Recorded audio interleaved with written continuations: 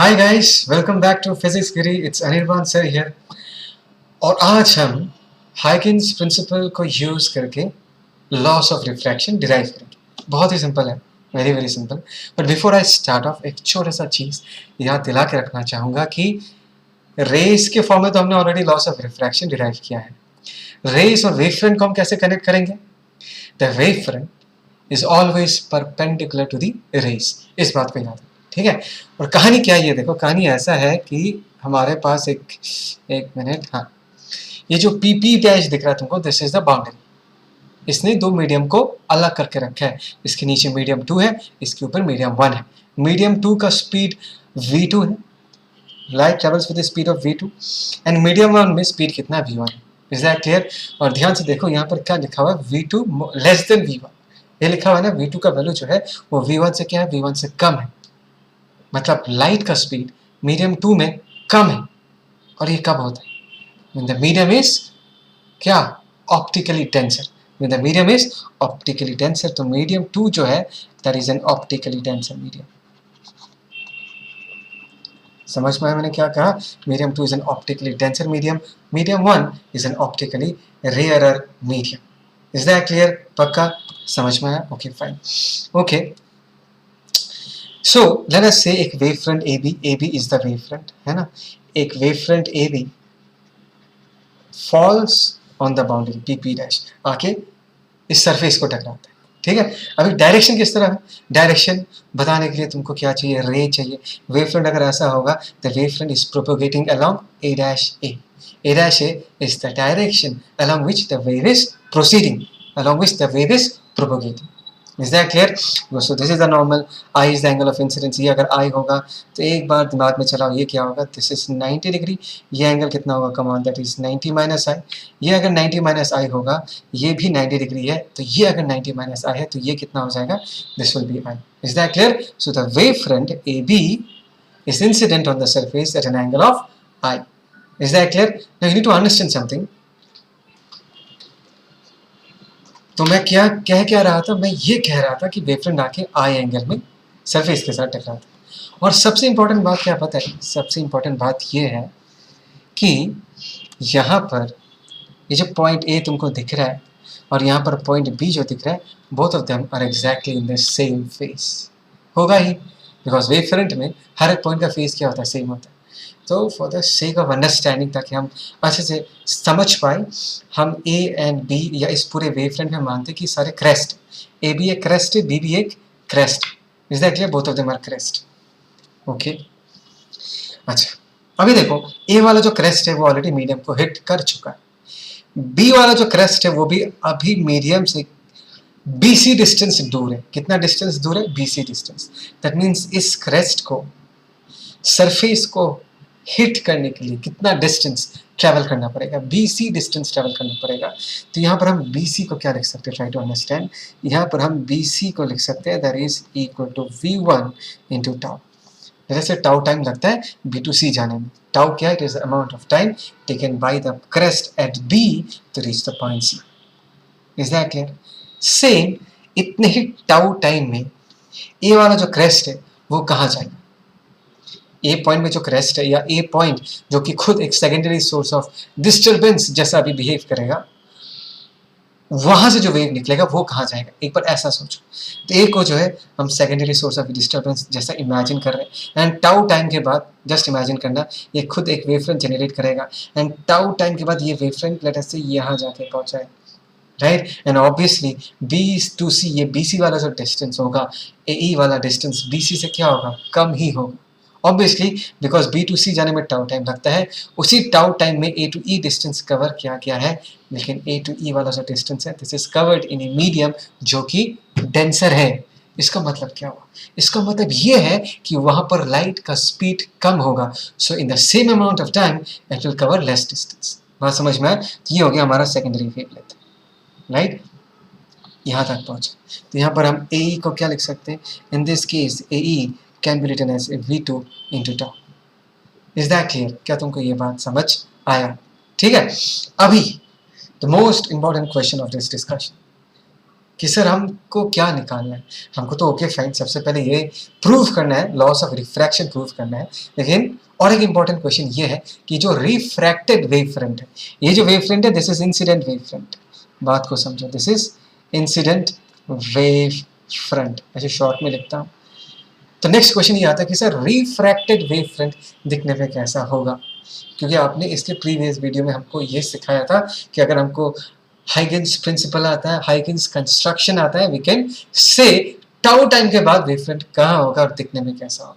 और मैंने क्या सिखाया था, मैंने ये सिखाया था सिंपल तुमको एक टेंजेंट ड्रॉ करना है सरफेस के अलॉन्ग। तो ये अगर सेकेंडरी वेवलेट है, इसके अलॉन्ग मैंने एक टेंजेंट ड्रॉ किया, EC वाला tangent, and this is the line, this represents the refracted wave front. Is that clear? This represents a refracted wave front. ये अगर एंगल R होता है, देखो ये 90 डिग्री है ना, दिस इज 90 डिग्री, बिकॉज ये रे है और ये EC जो है ये हमारा रिफ्रैक्टेड वेव फ्रंट है। रे और रिफ्रैक्टेड वेव फ्रंट के बीच कितना एंगल बनता है, 90 डिग्री बनता है ना। तो ये अगर R है तो ये एंगल कितना होगा, कमान, ये एंगल कितना होगा, this will B 90 minus R। ये अगर 90 माइनस R हुआ, इसको क्या होना पड़ेगा, R होना पड़ेगा। Is that clear? पक्का समझ में आया? अभी हम छोटा सा थोड़ा सा कैलकुलेशंस करेंगे। Let us talk about the triangle, in this case ABC। Let us talk about the triangle ABC। ABC वाले ट्रायंगल में ध्यान से देखो, कैन यू से what is the value of sin I? The value of sin I in this case, sin I is equal to perpendicular by hypotenuse, that is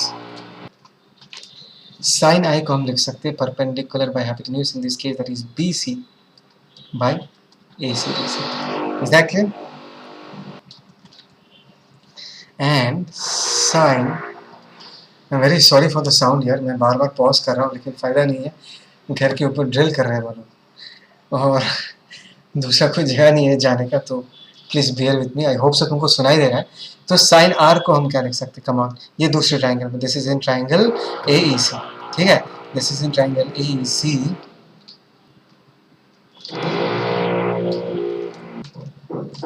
AEC में लिख सकते हैं हम sine r in this case is equal to perpendicular, 90 degree कहाँ है भाई, यहाँ, this is perpendicular by hypotenuse, that is AE by AC, that is AE by AC, ठीक है। ओके, अब एक काम करते हैं, let us find out sine i divided by sine are कितना आएगा, देखते हैं। Sine i divided by sine r in this case अगर मैं करूँगा तो यहाँ पर ऊपर BC बचेगा, नीचे कितना आ जाएगा, AE आ जाएगा।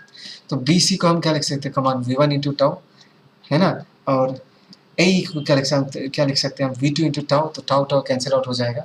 तो sine i by sine r is equal to what, V1 by V2। Is that clear? समझ में आया? ओके, फिलहाल ये लिख के रखो, फिर आगे बढ़ते हैं। ओके, तो हमने यहाँ पर sine i by sine r को क्या लिख के रखा, V1 बाई V2 लिख के रखा, ठीक है ना। अच्छा, अभी ये जो केस है यहाँ पर हमको पता है कि that the ray of light is actually travelling from a rarer medium to a denser medium, which means the refracted ray will bend towards the normal. तो इफ इन दिस केस मैं ये कह पा रहा हूँ कि R का जो वैल्यू है that is less than I, and as because it's acute angles, मैं next step में ये कह पाऊँगा कि sin R का जो वैल्यू होगा, याद रखना, that is less than sin I। Is that clear? ऐसे कह पाऊँगा sin R का value will be less than sin I। Okay, अगर ऐसा है तो मैं इससे ये कह पाऊँगा V2 जो है that is less than V1, right? ये तो हमको पहले से ही पता था, ये फिर से हमने एक बार जस्टिफाई कर दिया कि फाइनली अगर तुम्हारा रे ऑफ लाइट एक डेंसर मीडियम में ट्रैवल कर रहा है, उसका स्पीड जो है वो स्लो डाउन हो जाएगा। ऑप्टिकली रेयरर मीडियम में लाइट जो है वो जल्दी जल्दी भागता है और डेंसर मीडियम में जो है वो लाइट थोड़ा थका हुआ रहता है, धीरे धीरे भागता है। Is that clear? एक तो ये है। अभी देखो यहाँ पर क्या लिख के रखा है, C represents the speed of light in vacuum. Let us से इस जगह का रिफ्रैक्टिव इंडेक्स, एक काम करता हूँ μ1 लिखता हूँ। लेट अस से इस जगह का जो रिफ्रैक्टिव इंडेक्स है, let us say that is μ1, और इस जगह का जो रिफ्रैक्टिव इंडेक्स है इसको अगर मैं μ2 कहता हूँ फॉर एग्जाम्पल, तो μ1 को हम क्या लिख के रख सकते हैं, μ1 what is refractive index? It is the ratio between the speed of light in vacuum divided by speed of light in that particular medium। अगर मैं इंसिडेंट मीडियम के बारे में बात करूँ, इस मीडियम के बारे में बात करूँ, तो यहाँ पर हम क्या लिख देंगे, C by V1, because vacuum में लाइट जो है वो C स्पीड से दौड़ता है, 3 × 10⁸ मीटर पर सेकेंड। सिमिलरली अगर मैं μ2 लिखना चाहूँ तो μ2 की जगह मैं क्या लिख सकता हूँ, that is C divided by V2। तो यहाँ से मैं v1 को क्या लिख सकता हूँ, ध्यान देना, v1 can be written in this case c divided by μ1, और यहाँ पर अगर मैं v2 लिखना चाहूँ तो v2 क्या लिख सकता हूँ, that is c divided by μ2। तो इन दोनों रिलेशंस को अगर मैं यूज करूँ और यहाँ पुट कर दूँ, राइट, लेट अस से दिस इज इक्वेशन 1। इक्वेशन 1 क्या देगा, एक बार ये देखते हैं। जस्ट v1 v2 के जगह वैल्यूज को पुट कर दो, तो यहाँ पर क्या आ जाएगा, लेट अस से this is sin i divided by, ध्यान से देखना, this is sin r, and v1 by v2 in this case, देखो velocity is inversely proportional to refractive index, तो ऊपर क्या आ जाएगा, v1 है तो μ2 आ जाएगा, और जहाँ पर v2 है वहाँ पर क्या आ जाएगा, μ1 आ जाएगा। तो इसको हम ढंग से लिखते हैं, हम इसको ऐसे लिख सकते हैं, that is μ1 into sin i is equal to, हम यहाँ पर क्या लिख सकते हैं, that is μ2 into sin r लिख सकते हैं। Is that clear? μ1 into sin i दिखने में थोड़ा सा प्रॉब्लम हो रहा है, बट आई होप से तुमको समझ में आ रहा है। एक काम करता हूँ, इसको मिटा के ही लिखता हूँ। okay. μ1 into sin i is equal to μ2 into sin r। इस एक्सप्रेशन को देखिए कुछ याद आया? Anything that you remember?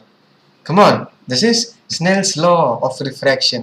μ1 into sin i is equal to μ2 into sin r, and hence we have proved the Snell's law of refraction। जिसको prove करने हमने इस डिस्कशन को चालू किया था वो हमने प्रूव कर दिया। ठीक है, इस चीज़ को यहाँ पर अच्छे से लिख के रखो, और एक छोटा सा चीज़ है ये भी बता के रखना है। ठीक है, मैं मिटा रहा हूँ, आगे बढ़ते हैं। Okay, let's see this. If lambda 1 and lambda 2 denote the wavelength of light in medium 1 and medium 2, ठीक है, ओके, बढ़िया है कि मीडियम 1 में रिफ्रैक्टिव इंडेक्स, जो लाइट का रिफ्रैक्टिव इंडेक्स है, उसको अगर मैं लैम्डा 1 कहता हूँ, और मीडियम 2 में जो लाइट का रिफ्रैक्टिव इंडेक्स है उसको अगर मैं लैम्डा 2 कहता हूँ, try to understand lambda 1 and lambda 2। तो इफ द डिस्टेंस BC, यहाँ पर लिखा हुआ है the distance BC is equal to lambda 1, ऐसे BC वाला डिस्टेंस को हमने लैम्डा 1 मान लिया। ठीक है ना, दैट मीन्स यहाँ पर जो क्रेस्ट है और यहाँ पर जो क्रेस्ट फाइनली पहुंचेगा, बी वाला क्रेस्ट जब सी तक पहुंचेगा उसको कितना डिस्टेंस कवर करना पड़ेगा, BC डिस्टेंस कवर करना पड़ेगा, जिसको हमने लैम्डा 1 कहा। और ये लैम्डा 1 डिस्टेंस जो है इसको कवर करने के लिए कितना टाइम लगा, टाउ टाइम लगा। Is that clear? पक्का।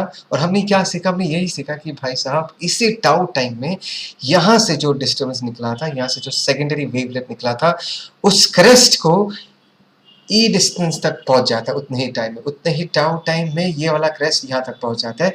तो ये जो ए वाला लेंथ है इसको मैं क्या कह सकता हूँ, इस ए वाले लेंथ को मैं लैम्डा 2 कह सकता हूँ। Is that clear? पक्का समझ में आया? कोई डाउट नहीं है ना? तो इस डिस्टेंस को हमने लैम्डा 1 कह दिया और इस डिस्टेंस को हमने क्या लिख दिया, लैम्डा 2 लिख दिया। तो यहाँ पर अगर मैं लैम्डा 1 और लैम्डा 2 का रेशियो लिखना चाहूँ, लैम्डा 1 डिवाइडेड बाय लैम्डा 2, देखो लैम्डा एक्चुअली डिस्टेंस है, मैं एकदम क्लियरली तुमको समझा देता हूँ। Lambda is wavelength. What is wavelength? It is the distance travelled by the wave in the forward direction in the time the source completes one full oscillation. एक कहानी को समझो कि एक सोर्स होता है जो ऊपर नीचे ऑसिलेट करते रहता है, इस तरीके से समझो, ठीक है ना। तो ये जब सोर्स ऊपर नीचे ऑसिलेट करते रहता है, ये ऊपर जाएगा, फिर बीच में आएगा, फिर नीचे जाएगा, फिर बीच में आएगा, मेन पोजीशन में पहुंचेगा। This is one full time period. इतने टाइम में तुम्हारा वेव कितना आगे बढ़ जाता है, उसी को ही हम वेवलेंथ कहते हैं। हाँ, मुझे पता है इसका और एक डेफिनेशन भी है, distance between two consecutive crest और the distance between two consecutive troughs, या इससे भी जनरल डेफिनेशन क्या है, it is the minimum distance between two points which are in the same phase, उसको हम लैम्डा कहते हैं। और मैंने तुमको आज और एक तरीका बताया लैम्डा को एक्सप्रेस करने का, कि जितने टाइम में तुम्हारा सोर्स एक फुल ऑसिलेशन कंप्लीट करता है, उतने ही टाइम में वेव कितना आगे प्रोपोगेट कर जाता है, कितना डिस्टेंस आगे प्रोपोगेट कर जाता है, उसी को ही हम वेवलेंथ कहते हैं। तो मुझे ये पता है कि भाई साहब मीडियम 1 में ये जो वेव है that is travelling with the speed of what v1। Okay, तो यहाँ पर हम क्या लिख सकते हैं, दैट इज v1 इंटू, मुझे पता है कि ये वेव कितने टाइम के लिए ट्रैवल किया टाउ, तो हमने v1 इंटू टाउ लिख दिया। लैम्डा 2 के जगह हम लोग क्या लिख सकते हैं, v2 into tau. Is that clear? Lambda 2 is nothing but, चलो मैं लिख के देता हूँ, लैम्डा 1 को हमने bc मान लिया और लैम्डा 2 को हमने क्या मान लिया, a मान लिया। तो ये will basically cancel out v1 by v2। इसको अगर मैं थोड़ा सा सजा के लिखूँ तो मैं क्या लिख सकता हूँ, एक काम करता हूँ, थोड़ा घुमा के लिखता हूँ। यहाँ पर मैं लिख सकता हूँ v1 है ना, v1 by lambda 1 is equal to v2 by lambda 2, ऐसे लिख सकता हूँ, v1 by lambda 1। Is that clear? Come on tell me. तो वेलोसिटी बाई लैम्डा ये क्या देगा तुमको, this is nothing but frequency.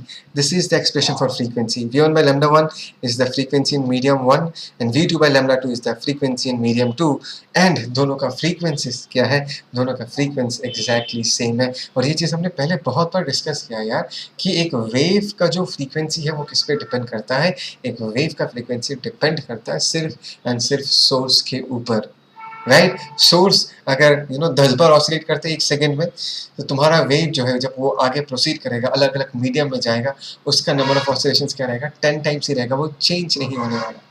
अगर मीडियम बदलता है तो क्या बदलता है, मीडियम बदलता है तो वेलोसिटी बदल जाता है, कोरेस्पॉन्डिंगली लैम्डा भी बदल जाता है, ताकि इनका रेशियो जो कि फ्रीक्वेंसी है वो हमेशा क्या रहेगा, सेम रहेगा। वेलोसिटी बढ़ गया तो लैम्डा भी बढ़ जाएगा, वेलोसिटी घट गया तो लैम्डा भी घट जाएगा, कीपिंग फ्रीक्वेंसी कांस्टेंट, ठीक है ना। देखो यहाँ पर लिखा हुआ है the above equation implies that when a wave gets refracted into a denser medium, the wavelength and the speed of propagation decreases, but the frequency f equal to v by lambda remains the same. इसको उल्टा भी हो सकता है कि यार अगर तुम्हारा वेव ऐसे एक मीडियम में जाता है जो कि रेयर है, वहाँ पर स्पीड बढ़ जाएगा, राइट। और स्पीड बढ़ने से क्या बढ़ेगा ये बताओ, उसका कोरेस्पॉन्डिंग वेवलेंथ भी बढ़ जाएगा, तो फ्रीक्वेंसी क्या रहेगा, कांस्टेंट रहेगा। ठीक है, समझ में आया। चलो इसको लिखो अच्छे से। देखो कहानी को आगे कंटिन्यू करते हैं। ये थोड़ा सा अलग सिचुएशन है, जस्ट जो हमने प्रीवियस सिचुएशन डिस्कस किया था उसका ठीक उल्टा। यहाँ पर रे ऑफ लाइट जहाँ पर इंसिडेंट होता है वो मीडियम बेसिकली डेंसर है and it is moving to a rare medium, and we all know कि कभी जब रे ऑफ लाइट एक डेंसर मीडियम से रेयर मीडियम के पास जाता है, then the ray of light, then the refracted ray will actually bend away from the normal, right? That is the story. Last time जो स्टोरी हमने follow किया था उसी स्टोरी को फिर से फॉलो करना है, nothing new in this case. Wave front के बारे में एक बार डिस्कस कर लेते हैं। देखो ये जो ए बी वाला वेव फ्रंट तुमको दिख रहा है, ये इंसिडेंट होता है यहाँ पर, ठीक है ना, this is basically being incident. अभी देखो ए वाला जो फॉर एग्जांपल क्रेस्ट मानता हूँ, ए वाला क्रेस्ट ऑलरेडी बाउंड्री के साथ टकरा चुका है। बी वाले क्रेस्ट को बाउंड्री तक पहुँचने के लिए और टाउ टाइम लगेगा। कितना टाइम लगेगा यहाँ पर, टाउ टाइम लगेगा। तो लेट अस से v1 स्पीड से ट्रैवल करा, v1 इनटू टाउ टाइम के बाद यहाँ पर पहुँच जाएगा, राइट। बट मुझे ये पता है कि इतने ही टाइम में ए वाला जो क्रेस्ट है वो कहाँ पहुँचेगा। तो तुम कैसे सोचोगे, ए जो है that is a secondary source of disturbance, वो अपना खुद का एक सेकेंडरी वेवलेट छोड़ेगा, एंड दिस वेवलेट जो यहाँ से वो छोड़ेगा this will be travelling faster because this is a rare medium. यहाँ पर लाइट का स्पीड ज़्यादा होगा और जितने टाइम में बी वाला क्रेस्ट सी तक पहुँचता है उतने ही टाइम में ए वाला क्रेस्ट और थोड़ा ज़्यादा डिस्टेंस कवर कर लेगा और देखो फाइनली वो ई तक पहुँचेगा tau time. Is that clear. तो अभी अगर हमको नया वेव फ्रंट को लोकेट करना है, नया वेव फ्रंट को ड्रॉ करना है, तो just draw a tangent which is touching the wavelets. तो यहाँ पर टच करके यहाँ पर जाता है, so this is the new wave front, ठीक है। और यहाँ पर मैंने यहाँ पर जो थ्योरी लिखा है, यहाँ पर कुछ पुरानी चीज़ों को फिर से रिपीट किया है। We have talked about the concept of critical angle. Critical angle क्या है we all know। फिर से एक बार रिपीट कर देता हूँ कि देखो ये जो रिफ्रैक्शन है ये कब तक होता जाएगा, एक पॉइंट ऑफ टाइम तक ही होता जाएगा, एक लिमिट होता है। अगर तुम्हारा इंसिडेंट एंगल आई का वैल्यू आई सी हो जाता है, क्या हो जाता है, आई सी, और आई सी क्या है उसको हम क्रिटिकल एंगल बोलते हैं। उसका वैल्यू कितना होता है, उसका वैल्यू होता है sine i c is equal to mu 2 by mu 1। इस चीज़ को मैं कैसे याद रखता हूँ, mu of the rare medium divided by mu of the denser medium, इस तरीके से याद रखता हूँ। Refractive index of the rare medium divided by refractive index of the denser medium, ऐसे करके याद रखना। तो इस एंगल पे तुम्हारा जो रिफ्रैक्टेड रे होता है वो नॉर्मल के साथ कितना एंगल बनाते हैं, makes an angle of 90 degree.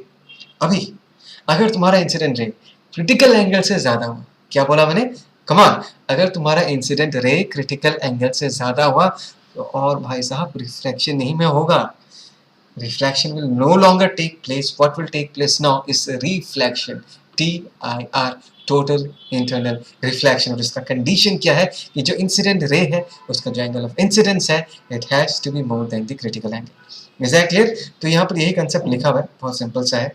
And I think so we are at the end of this discussion, refraction, ठीक है। नेक्स्ट वीडियो में मैं रिफ्लेक्शन के लॉस को फिर से डिराइव करूंगा, फिर I will prove that the angle of incidence is actually equal to the angle of reflection, ठीक है।